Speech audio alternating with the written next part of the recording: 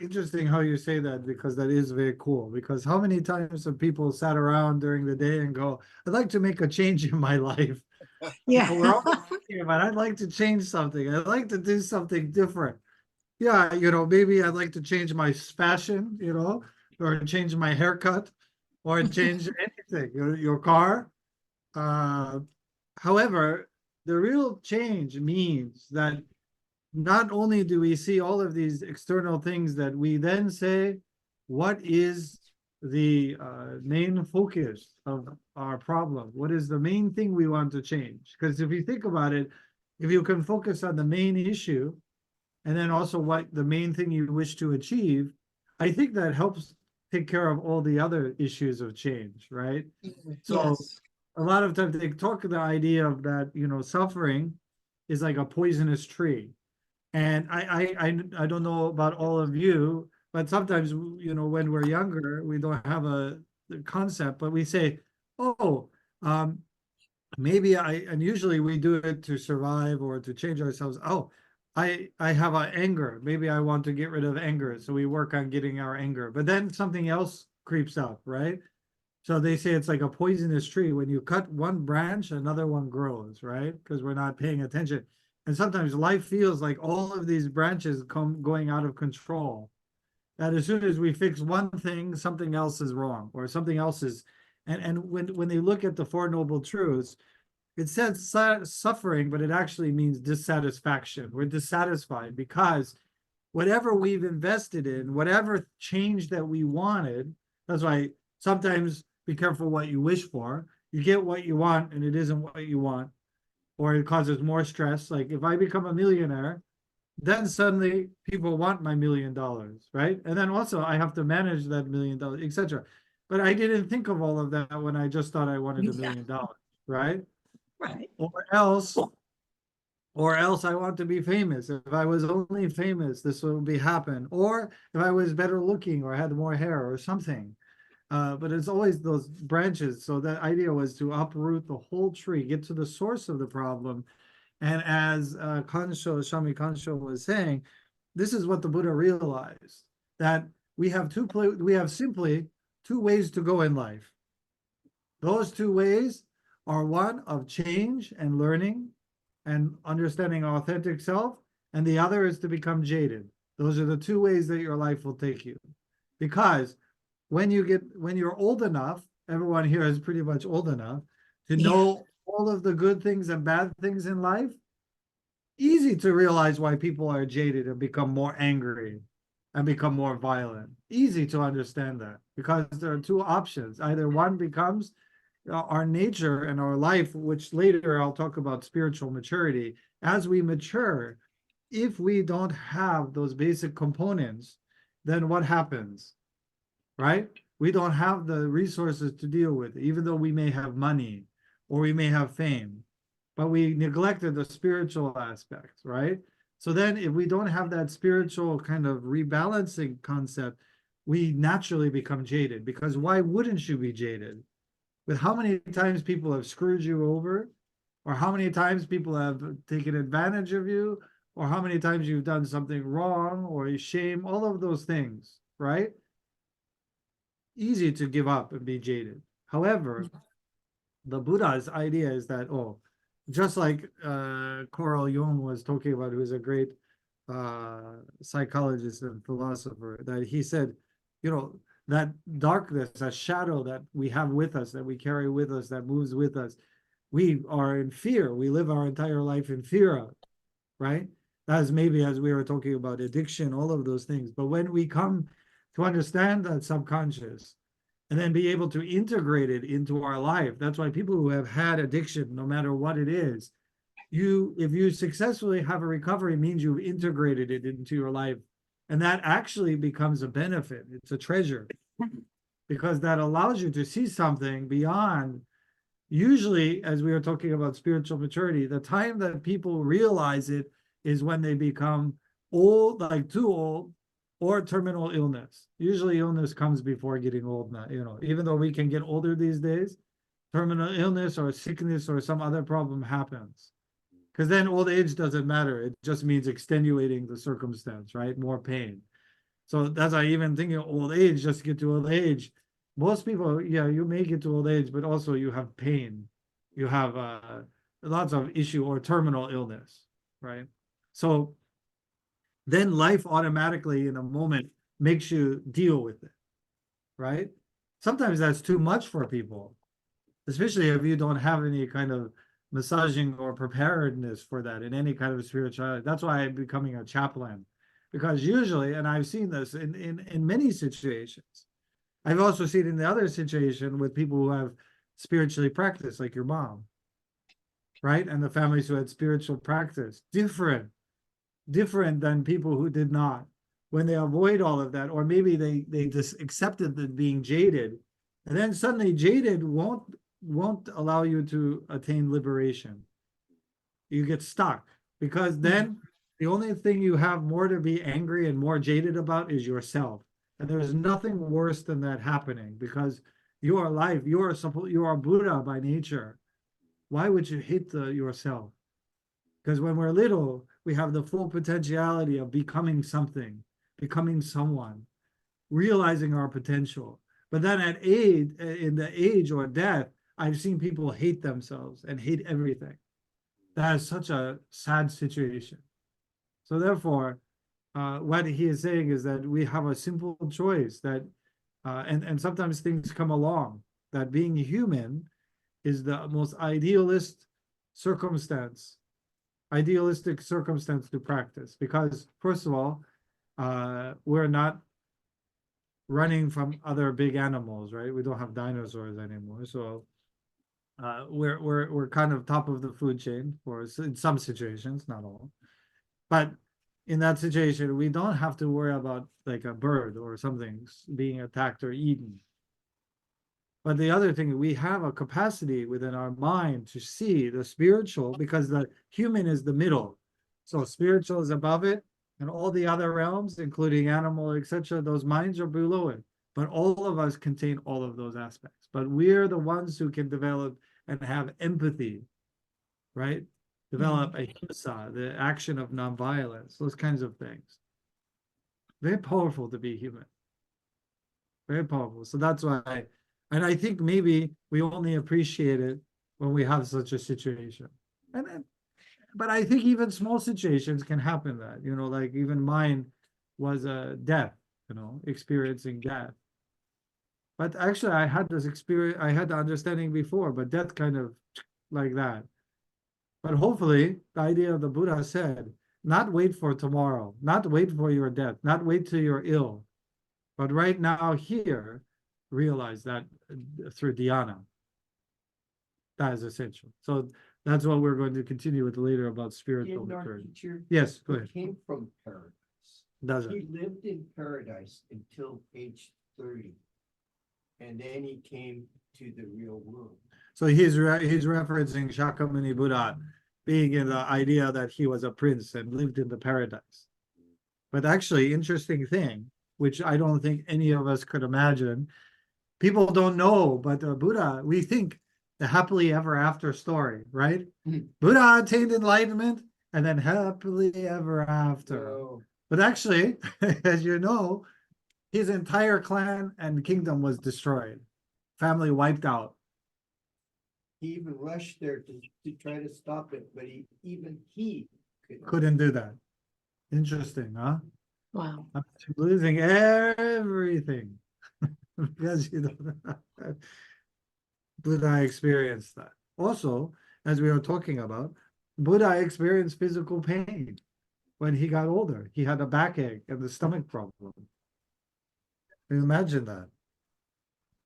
But yet in that, because that is part of life, the difference is in the state of spiritual maturity, dhyana, concentration, awareness, because we can accept that.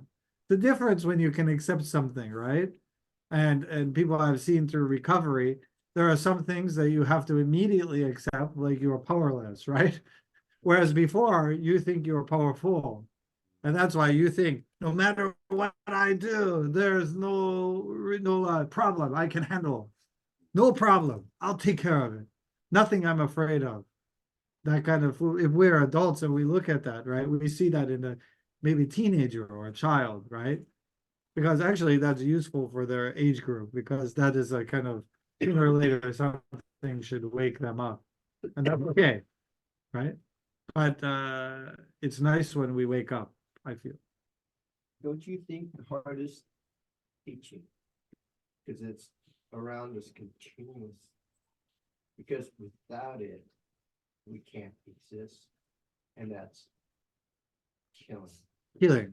Because we have to kill to live. Mhm. Whether it's plants, whether it's animals. You know, when we're eating the grain, that's our children to be. So we can't live without the horror of killing. And that's what the Buddha realized. And that's what he said, that this is Saha world, the world of endurance, where we may fully awaken or we may fall to the wayside because killing is required to live here. Maybe in other worlds, maybe not. That's why it's Now, interesting. here. Did everyone hear what he said about the killing? Did you hear? So actually, in my studies recently, there are so out of early Vedism came two main they call Shrama traditions, which actually means a seeker or monkhood tradition, right? Because previously in India, Brahmins, which were a kind of birthright based on the caste system, they were the ones that held the reins for spirituality. So therefore, if you had some problem, you had to go find somebody, not because of attainment or realization, but because of They were birth. born there. They were born. But then these two traditions, Jainism, more specific, there were other ones, but the two main ones we know of are the Shramana, is Jainism and the Buddhism. And the Jainism is a little older than Buddhism, but they are entwined at that point. But there's different that in Jainism, the idea of ahimsa, which means non-violence, different than the Buddhas. Because I think in that idea, you have to stop all killing, all violence, etc., in order to attain awakening.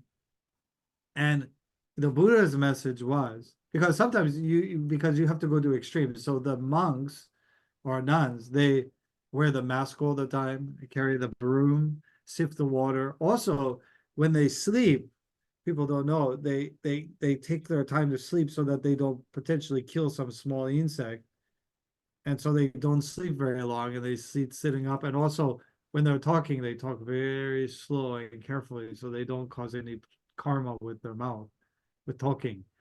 And then also they can't even eat root vegetables. So because there might be some life attached to it. So lots of rules that in that practice they can attain enlightenment. However, Shakyamuni Buddha said, actually, as you were saying, yeah, life is full of killing, those things. Lots of things we cannot control, right? And not even understand, because I think people get stuck with the idea of understanding as well, because some things just don't make sense, and that's okay. But as you had said today, the only thing that we can change, there is something we can come to terms with, we can realize. And in that, we can still exist in this world without necessarily becoming a renunciant or throwing away the world as something else, right? Whereas maybe in the other traditions, they look at this world as dirty place. But especially as we know in the Lotus Sutra, this place, just like the pond with the mud of the lotus, is the place where we can gain the nutrition we need, just like the lotus gaining the nutrition from the mud. People don't call the lotus muddy because the place where the lotus is very stinky. And if anyone's ever fell into a pond with a lotus, it's very unpleasant. But I actually have, so that's why I know the mud is so strong mud, and even it has some weird color in a golf cart. That's one thing golf will teach you in that. But the idea is that we may think that is dirty, but in reality, that is a necessity for the lotus to grow fully. Same with us. That's why when we look at addiction and those challenges we have, that is the mud of the lotus. And so therefore, I am grateful for that experience. I'm grateful for the opportunity so that even with killing, I cannot lessen killing, even to the point I cannot exist, killing myself. But in actuality, I live my life as much as I can in an enlightenment and minimize killing. That's based on wisdom and compassion. That is a useful message. I think that's the true teaching of the Buddha. I think so. Killing, because we have to accept that. We have to accept that, just like, but again, even the accepting of seeing your kingdom slaughtered, you know, very interesting. So thank you very much, Kansho, very nice. Thank So you, next, Kancho. next we're going to have lectures from Reverend Kane. So now.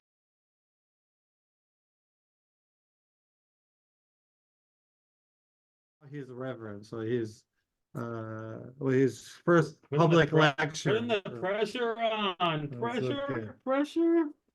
Yeah, you're Well- supposed to handle it. Oh, yeah. Hi. Thank you, Sensei.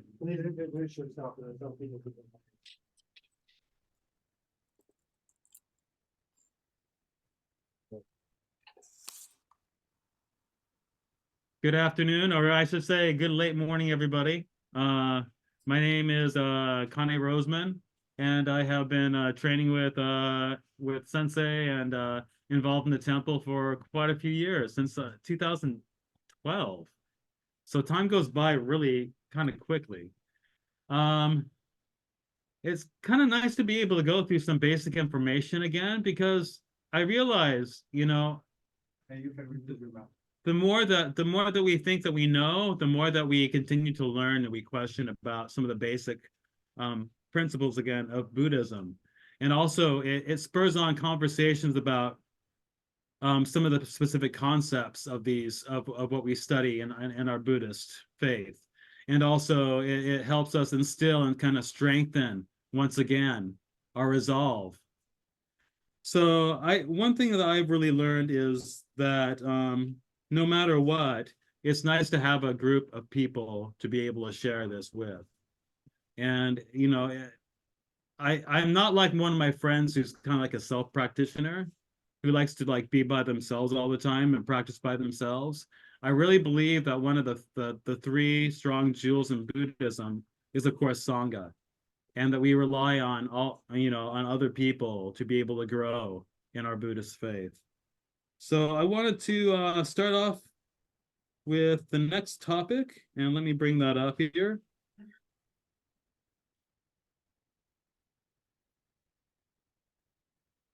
And please pardon me, I'm going to be actually reading some of this off of my device. So the last topic that we went through is jaded. And the next topic is there any lasting refuge? So the Buddha taught that there were things that a person could take refuge in. Now, these three things are what they call the three jewels, or the three treasures. So those words, a treasure, jewel, it kind of conjures up that image of something really precious to us. So the number one, the Buddha. The Buddha, or self-awakened one, perceived the nature of things without help from others, i.e. another Buddhist teacher. He set the wheel in motion for others. In many respects, the Buddha is more like a doctor than a teacher. So that's pretty interesting. I'll just repeat that again. In many respects, the Buddha is more like a doctor than a teacher, because he helps cure the ills of the world and gives prescriptions on how to accomplish it. So basically, it's like taking medicine, good medicine. In practical terms, the Buddha also provides a model for disciples to follow, and an inspiration when one lacks confidence. Another term used to describe the Buddha is Tathagata, or thus come one. So that's really some important information about the first jewel. And again, Tathagata being the vocabulary word there, meaning thus come one. The second jewel is the Dharma. This is kind of like the good news, that medication that we were just mentioning. And the Buddha's words, as memorized by disciples and set down in the sutras, provide the best reference we have to what the Buddha taught.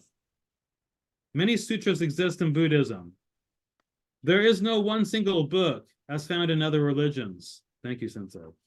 Instead, the entire collection of sutras form a basis of Buddhist doctrine. However, many schools center around and specialize in certain sutras, such as, of course, our school, the Lotus, we center around the Lotus Sutra, as the Tendai school does as well. Not all sutras were written at the same time, and not all of them are written in India. But certain overarching themes can be found in all sutras, and this represents the Dharma or teachings of the Buddha. Note that Dharma is the original Pali language. In the original Pali language, can also mean the way things are. The idea of the Dharma is less than a doctrine or dogma, and more of a universal set of principles. One can perceive these principles in life and validate them, or they can live their whole life ignorant of them if they so choose. By understanding and living a life that aligns with these principles, though, one can save themselves a lot of uncertainty and grief and frustration. And then the third rule, the community, the Sangha. The Sangha represents both the monastic community, monks and nuns, but also the lay followers of various backgrounds. It can represent one's immediate temple or the unbroken line of followers who help bring about Buddhism.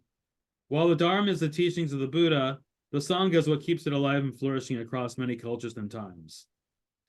Again, these collectively are known as the three treasures or the three jewels of Buddhism. So very important stuff here to cover once again, to go through, why we take that there is that lasting refuge there, and that the three treasures, Buddha, Dharma, and Sangha, help provide that structure for us. Are there any questions so far?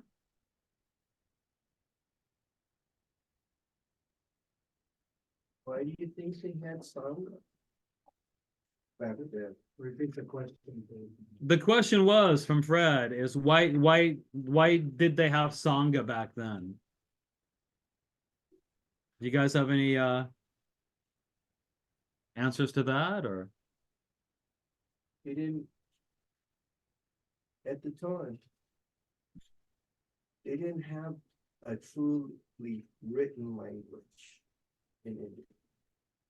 So they had people that were memorizers, like Ananda. You could totally, they went to school, they practiced from childhood to memorize everything exactly. Okay, but also the reason we have Sangha was back then there were no books. Ah, yes. So No books. if you would chant the sutras, that's why Sangha got together.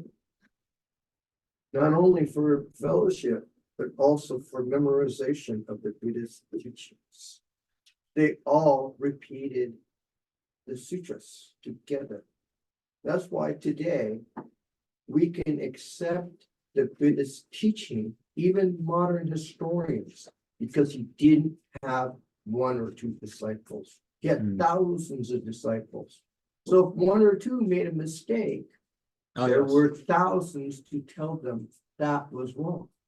So if you only had a few disciples, the teaching could be taught and the next generation people.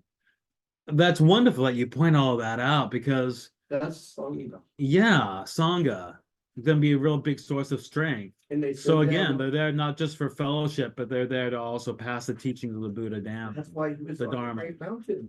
Yes. And that's why they would repeat it.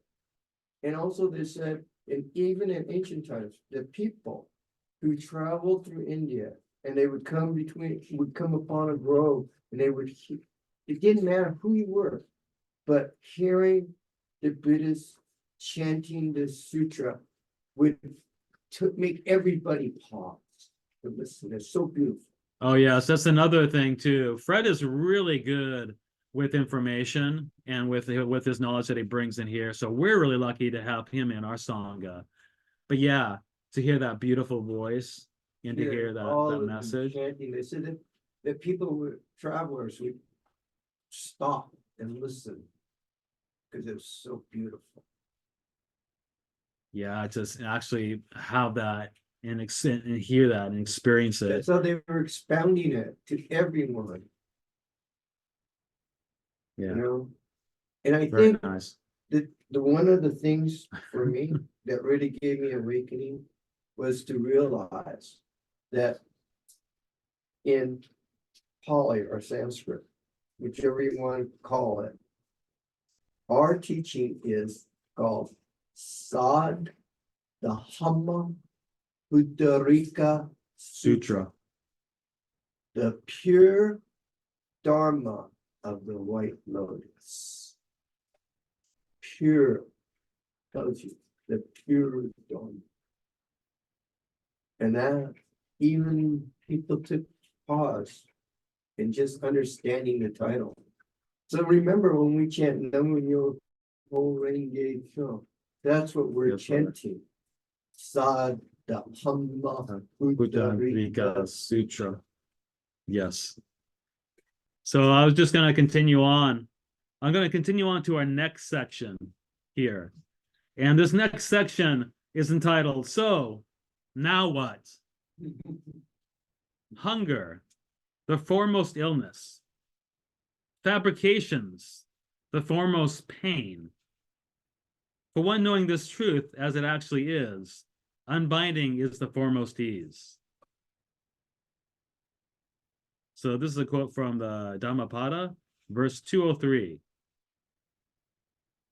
The Buddha taught that there is no lasting refuge in this world, but he contrasts this world with its impermanence and inconsistency with a concept called nirvana.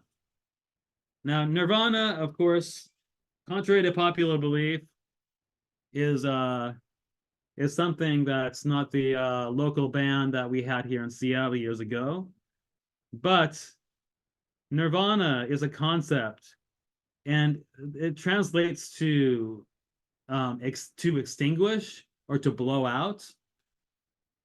So in the Buddhist context, the candle flame is the endless passions that drive us to chase after things, even when our intellect knows it will give us no satisfaction. So that feeling of desire, that craving, being like a hungry ghost, those concepts kind of come to mind or can conjured up when I think about all that, what we just read. So thus, another translation for nirvana is unbinding. So that is actually kind of a new thought for me, to think about that translation for nirvana as being something like the unbinding us. So nirvana is a supreme state of peace and freedom that comes from being a complete master of oneself. One is no longer at the whim of passions, no longer troubled by the ups and downs of life, and no longer troubled by the opinions that others have of them. Because one is no longer subject to passions, one no longer generates karma, and thus no longer creates conditions for future rebirths. But what is a state of nirvana like? The Buddha was circumspect on this. So deep, vaka, is this phenomenon. Hard to see, hard to realize, tranquil, refined, beyond the scope of conjecture, subtle, to be experienced by the wise, free from the classifications of consciousness. Vaka, the Tathagata, the Buddha, is deep, boundless, hard to fathom, like the sea. And further, the state of nirvana is a state that transcends phenomenon we know, such as birth and death. There is that dimension, monks, where there is neither earth, nor water, nor fire, nor wind.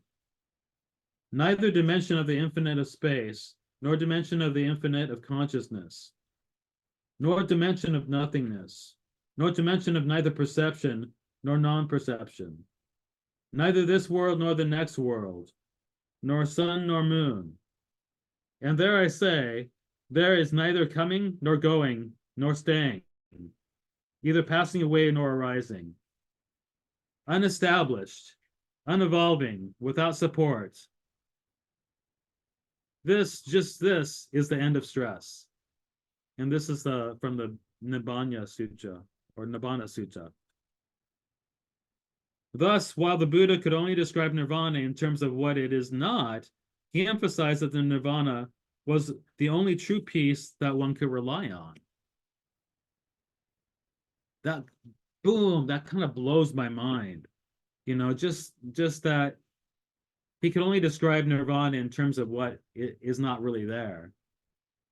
And that nirvana was the only true peace that one could rely on. So, any questions so far? We're going through some great concepts again. So I hope you guys are really like enjoying this. Is Nirvana the magic city? Is Nirvana the magic city? Nirvana the magic city. What do you guys think? Actually, it is. It is? So that The parable of a halfway magic point. city? You're only halfway. When you reach Nirvana, you're only halfway. Because you've only reached the magic city. Right. It's in our chapter. Read on and you'll find it. Reaching the magic city. What does that really mean? Exactly. The Buddhist doesn't go to Nirvana. He goes to Para Nirvana. So yeah, that difference between nirvana and parinirvana. Para Nirvana you never return from. That's the great extinction. We all forget that Buddhism comes from India, where they believe in reincarnation very heavily. And that's why Vedism shows the state of your past life. If you're in the lowest caste, that means in your past life, you did something really crappy. So you deserve to live in the lowest life. That's why when you go to India, people who are in the lower caste, no one feels sorry for them because they deserved it from their last life. That's their karma. If you live in the highest caste, which is Brahmanism, that's your karma that The you karma. earn from the millions of lives you've already lived. So when the Buddha came into existence and he said, hey, aren't you tired of being born? Mhm. I'll show you the plan. There you go. Thank you, brother. And that's why if you read in the last 14 chapters, Mhm. all the Buddhists go to Nirvana. Paranirvana. Yeah. And that's I hear ya. why the last 14 chapters are essential, Mhm. where the first are probable. Yeah. If we might become a Buddha world, the first 14 chapters. The last 14 chapters explain Buddhisms Yeah. that people Alright. have already made into Buddhism. Yeah. Thank you, brother. I'm gonna see if anybody has any other comments or questions. I hope you can kind of hear over here when people are talking here at the temple and are sharing. So were you able to hear some of that, guys? Yes, Okay, fantastic. some of it. That's why we got that nice, powerful microphone here, so you guys are able to kind of hear all that, hear everybody when they share too. Does anybody else? Or some. So, I know for myself when I'm glad that you mentioned that, Fred, because that parable, that the parable of a magic city, you know, is a really beautiful one in the Lotus Sutra. And I remember when I first was in I think it was a sutra study here, and I heard that parable finally. And I was thinking, wow, you know, how many times in my life, you know, well, first of all, what is this parable trying to say? And trying to compare maybe something in my life that was similar. You know, when I had something to accomplish, that goal of going to accomplish something, going to the magic city. How many times did I get there just part way and just get kind of tired out and not want to continue on? You know? So we all have that capacity to realize, you know, that we have the ability to overcome that and to know that, you know, that the Buddha is able to kind of show us the way and to kind of give us that bit of ability to be able to continue forward with our journey, to keep going forward in the direction that we need to go. So, next section is a pretty big one, I would say. It's called Buddhahood. So I still remember about a year ago when somebody came in here into the temple, and I could tell he was pretty educated, and a smart guy, but also wanting to kind of like be able to have really good conversations, especially about Buddhism. And I remember he asked me, are you a Buddha? Are you capable of becoming a Buddha one day? And I remember at first feeling like, yeah, maybe one day. But we talked about it more and more, and I realized, that as Buddhists, we are looking towards being the best people we can be, which builds upon the principles of being a bodhisattva, which builds upon the principle of eventually becoming a Buddha. And when I thought about this and the importance of it, I realized that sometimes, not only myself, but the other people around me, sometimes we sell ourselves short. And we need to realize and take that energy and realize that, we are in this to hopefully one day become a Buddha. So in any case, when one has reached the supreme state of nirvana, they have become a Buddha and a fully self-awakened one.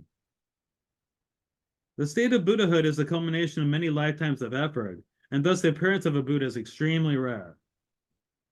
So, takes a hell of a long time, and a lot of experience, and a lot of precious time. However, with the appearance of a Buddha, the wheel of the Dharma, or the laws and principles of Buddhism, is turned once again, and many others are inspired to take up the Buddhist path, become Buddhas themselves in the future, and obtain liberation while assisting others to do the same. It's a chain reaction going on here. We have the example, of course, in our time of Shakyamuni Buddha, becoming enlightened, becoming a Buddha, inspiring other people. And then from there, another Buddha is eventually, situated. And then eventually another one is situated. And it kind of starts a cycle there. So, one person has the wonderful ability to be able to teach and to share, and that inspires other people, and eventually somebody there to kind of replace, and then to eventually replace the next one as well. So it's that cycle going on that we see.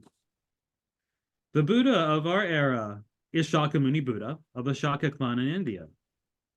He lived 2,500 years ago as a prince named Siddhartha Gautama, a time when the Dharma was unknown. As the prince turned ascetic, he perceived the truth and attained full clarity or enlightenment. Through awakening and clarity, residual desire and passions were immediately extinguished, and nirvana was also attained. So that's really important. Let me read one more time so we can really hear it. Through awakening and clarity, residual desire and passions were immediately extinguished, and nirvana was also attained. Buddhism as we know it today is all due to the accomplishments of this one man, and thus we revere him as our teacher and our master and the sage of our times. However, we also recognize that other Buddhas exist in the past and future and have made the same great accomplishments in some place and some time. For example, Buddhism states that in the far future, when Buddhism itself fades and the Dharma is forgotten, another Buddha will arise named Maitreya. Another example is Amida Buddha, who is said to have attained enlightenment and become a Buddha 10 kalpas ago. But he's So, in yeah. Hojo world. The Mida lives in Hojo world. We live in Saha world. So there's a difference of worlds that we live in. He lives in another world. And all Pure Land Buddhists pray when they pass away here that they will be born in Hojo world or the world of the Mida. And the Mida has two disciples. One is Kono. I think the other one is Seishi. Can't really remember, but Do you know, Sensei? Samantabhadra, depends on the home zone, but usually Kanon and Samantabhadra.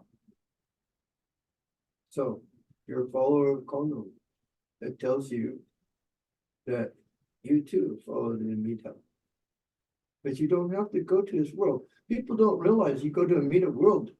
You know, the teaching is at the end of that, your death, you become a Buddha. But not all people become Buddhas even there. Not even in the Pure Land. Not even there. Not all people. Yeah. Almost all, but not all. How's that? Yeah. That's a fascinating truth of Buddhism. Yeah. So these concepts, when you guys first learned about what it is to be a bodhisattva and become and be a Buddha, was your mind kind of like mine? It was kind of blown a little bit thinking of that possibility, because it says a lot. How about you guys?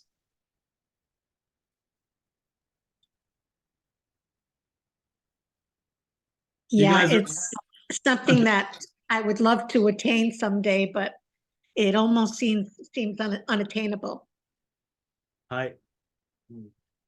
And I feel the same way.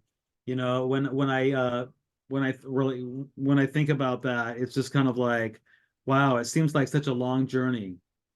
But I think it's being able to maybe, in my opinion, realize that it'll take as long as it's going to take. But I think because I'm putting forth, as long as we put forth that active effort and put our actions forward and continue, I think it's really, being able to enjoy that journey there and not worry about when it's going to happen. Mhm. I know things happen on their own time. And I know that, there If you wait, soon you'll be dead. that's true. Yeah. That's true. Much.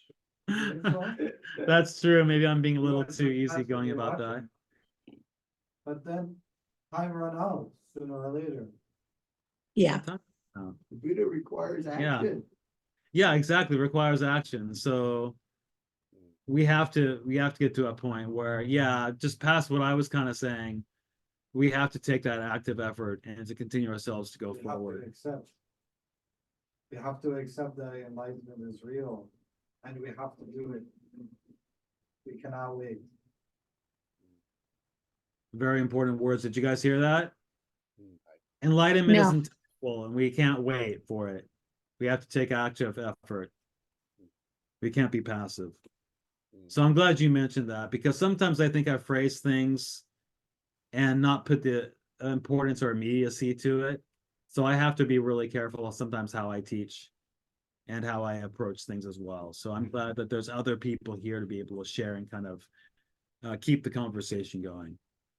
So far, how are you guys enjoying the retreat? I like it very much. I'm learning a great deal.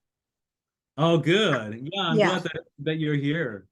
Yeah, it's very very enlightening. And Very- I really want to hear more. I welcome it all. Oh, fantastic. Well, good. We got some good information coming up too. So yeah, keep yourself engaged and inspired and keep going forward and keep asking us questions. We're here to help out. Yeah, thank you. I think we're here on a little bit of a break, or I'm gonna at least take a break. So we're gonna of course chant Daimoku, and we'll take a little bit of a break here. I'm coming up next. Sensei will be here in just a couple moments. Namu Myoho Renge Kyo. Namu Myoho Renge Kyo. Namu Myoho Renge Kyo. Thank you guys so much. It's a delight to be able to be up here and to be able to share this retreat with you. It's really important for you guys to stay engaged and inspired. Well, thank you, Reverend. Thank you.